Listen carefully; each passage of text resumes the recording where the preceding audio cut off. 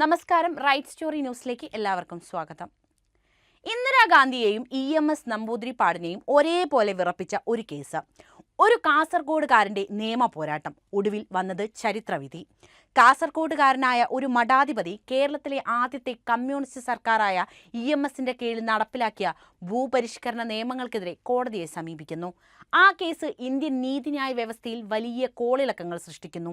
Indian ഭരണഘടനയാണ് പാർലമെന്റിനേക്കാൾ വലുതെന്നും പൗരന്റെ മൗലിക അവകാശങ്ങളാണ് രാജ്യത്ത് പ്രധാനപ്പെട്ടതെന്നും ഇന്ത്യയിലെ ജനങ്ങൾക്ക് പറഞ്ഞുകൊടുത്തത് ഈ കേസാണ്. ഇന്നും കോടതി മുറികളുടെ ഇടനാഴികളിലൂടെ നടക്കുമ്പോൾ ആ കേസിനെക്കുറിച്ച് ആരെങ്കിലും പരാമർശിക്കുന്നത് നമുക്ക് കേൾക്കാം. ഒരിക്കലും ഇന്ത്യൻ നിയമവ്യവസ്ഥിതി മറന്നുപോകാൻ ഇടയില്ലാത്ത ആ കേസിന്റെ പേര് Kesavananda Bharati versus state of Kerala എന്നാണ്. കേശവാനന്ദ ഭാരതി എന്ന കാസർഗോഡുകാരൻ മഠാധിപതിയുടെ പേര് ഇന്ത്യൻ നിയമവ്യവസ്ഥയിൽ അടയാളപ്പെടുത്തിയിട്ട് നൂറ്റാണ്ട് പിന്നിട്ട് കഴിഞ്ഞു.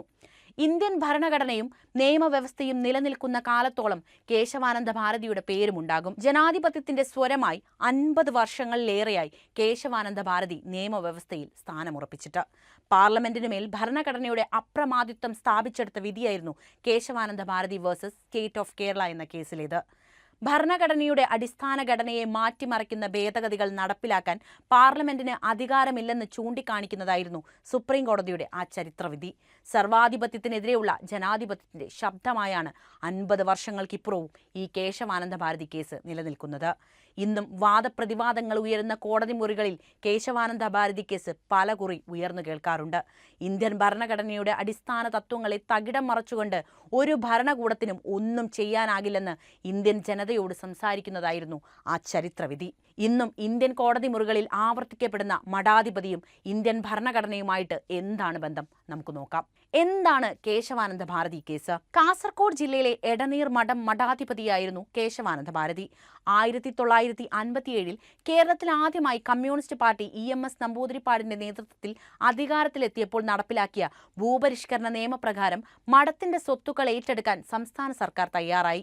ഇത് ചോദ്യം ചെയ്താണ് 1970 ഫെബ്രുവരിയിൽ സ്വാമി കേശവാനന്ദ ഭാരതി സുപ്രീം കോടതിയെ സമീപിച്ചത്.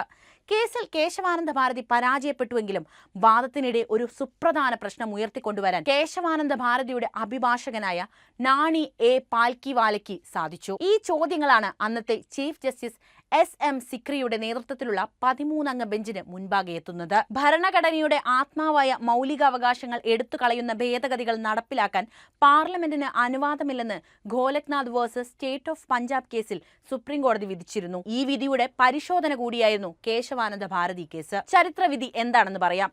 1972 ഒക്ടോബർ 31-നാണ് 13-അംഗ ബെഞ്ചിൽ വാദം ആരംഭിക്കുന്നത്. 1973 മാർച്ച് 23-ന് വാദം പൂർത്തിയായി. ആകെ 68 ദിവസം സുപ്രീം കോടതിയിൽ കേസ് വാദം കേട്ടു.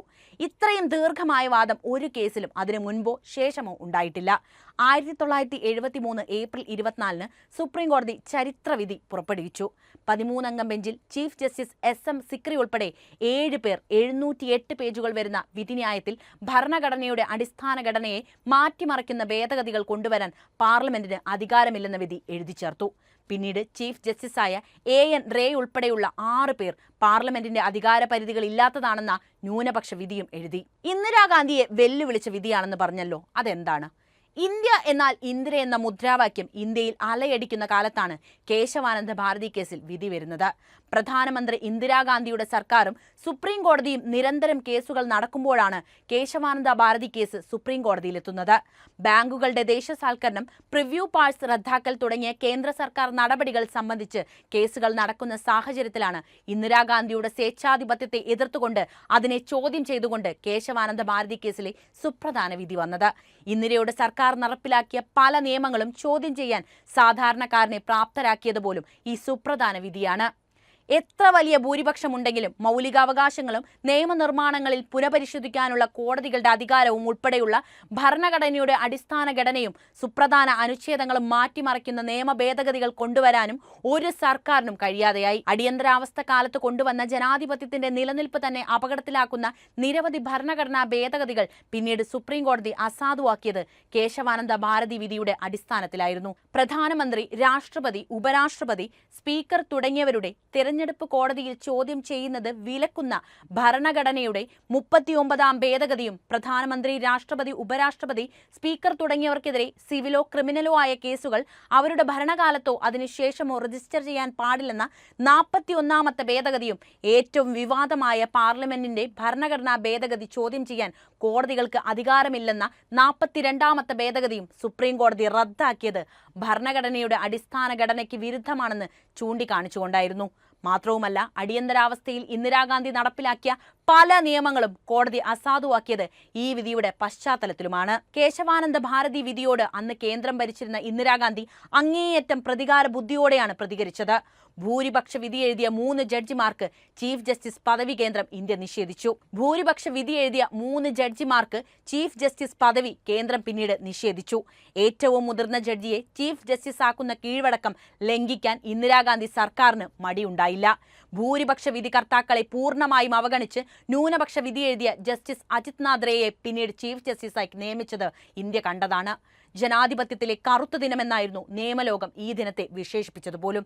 എന്തിനാണ് ഞാൻ വർഷങ്ങൾക്കിപ്പുറവും കേശവാനന്ദ ഭാരതി കേസിനെ കുറിച്ച് സംസാരിക്കുന്നത് എന്ന സംശയം പ്രേക്ഷകർക്ക് തോന്നുന്നുണ്ടെങ്കിൽ, സമകാലിക രാഷ്ട്രീയ ഇന്ത്യയിൽ കേശവാനന്ദ ഭാരതി കേസ് ഓർമ്മിപ്പിക്കേണ്ടതുണ്ട് എന്നത് ഒരു പൗരൻ എന്ന രീതിയിൽ എന്റെ കർത്തവ്യം കൂടിയാണ്. വർത്തമാന ഇന്ത്യയും കേശവാനന്ദ ഭാരതി കേസും എങ്ങനെ ബന്ധപ്പെട്ടിരിക്കുന്നു എന്നുകൂടി പറയാം. മൗലികാവകാശങ്ങൾ അടക്കം ഭരണഘടനയിലെ ഏതു വ്യവസ്ഥിതിയും ഭേദഗതി ചെയ്യാൻ പാർലമെന്റിന് അധികാരമുണ്ടെന്ന് തന്നെയാണ് ഈ വിധിന്യായത്തിൽ സുപ്രീം കോടതി വ്യക്തമാക്കിയത്. എന്നാൽ ഈ ഭേദഗതികൾ ഭരണഘടനയുടെ അടിസ്ഥാന ഘടനയെ ലംഘിക്കുന്നതാകരുതെന്നാണ് നിഷ്കർഷിച്ചത്. എന്നാൽ ഇതുവരെ ആ അടിസ്ഥാന ഘടന ഏതെന്ന് 70 പേജുകളിലധികമുള്ള വിധിന്യായത്തിൽ എവിടെയും പരാമർശിക്കുന്നില്ല. ജനാധിപത്യ റിപ്പബ്ലിക്കൻ വ്യവസ്ഥ, ഫെഡറലിസം, ഭരണനിർവഹണ, നിയമനിർമ്മാണ, നീതിന്യായ വ്യവസ്ഥിതികളുടെ അധികാര വിഭജനം എന്നിവയാണ് പ്രധാനമായും പറയുന്ന അടിസ്ഥാന ഘടന. രാജ്യം സർവാധിപത്യത്തിലേക്ക് പോകുകയാണെന്ന തോന്നലുണ്ടാക്കുന്ന വർത്തമാനകാലത്തിൽ ഈ വിധി സജീവമായി ചർച്ച ചെയ്യപ്പെടുക തന്നെ വേണം. ജഡ്ജി നിയമന വിഷയത്തിൽ കേന്ദ്ര സർക്കാരും കൊളീജിയവും തമ്മിൽ തുടരുന്ന സമരത്തിന്റെ പശ്ചാത്തലത്തിലും ഈ വിധി പ്രസക്തമായിരുന്നു. ഈ കേസിൽ പോലും സുപ്രീം കോടതി പരിഗണിച്ചത് കേശവാനന്ദ ഭാരതി കേസിലെ വിധിയെയാണ്. ഭരണഘടനയുടെ അടിസ്ഥാന ഘടനാ വിധിക്കെതിരെ ഉപരാഷ്ട്രപതി ജഗ്പ്രീത് ധൻഖർ അടുത്തിടെ കടുത്ത വിമർശനം ഉന്നയിച്ചതും ഈ പശ്ചാത്തലത്തിൽ തന്നെയാണ്.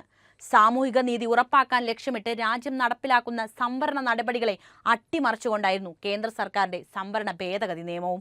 സാമ്പത്തികമായി പിന്നാക്കം നിൽക്കുന്ന ഉന്നത ജാതിക്കാർക്കുള്ള സംവരണം നടപ്പാക്കുന്നതോടെ സാമൂഹിക പിന്നാക്കാവസ്ഥയെ സാമ്പത്തികമായി ആലേഖനം ചെയ്യാൻ സർക്കാരിന് സാധിച്ചിട്ടുണ്ട്. വിമർശനങ്ങൾ ഉയർന്നു വന്നപ്പോൾ ഭരണഘടനയുടെ അടിസ്ഥാന തത്വങ്ങളെ ഈ ഭേദഗതി ചോദ്യം ചെയ്തിട്ടില്ലെന്ന് ശരിവെക്കുകയായിരുന്നു കോടതി മുറികൾ പോലും.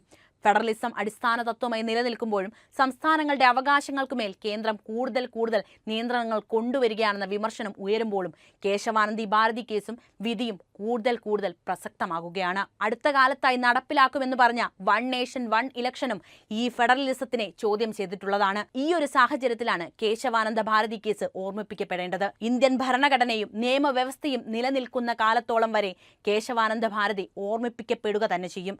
കാരണം സുപ്രീം കോടതിയുടെ ചരിത്രത്തിലെ സുപ്രധാന വിധിക്ക് കാരണക്കാരനായ ജനാധിപത്യത്തെ ഏകാധിപത്യത്തിൽ നിന്നും രക്ഷിച്ച മനുഷ്യന്റെ പേര് കൂടിയാണ് കേശവാനന്ദ ഭാരതി. നന്ദി.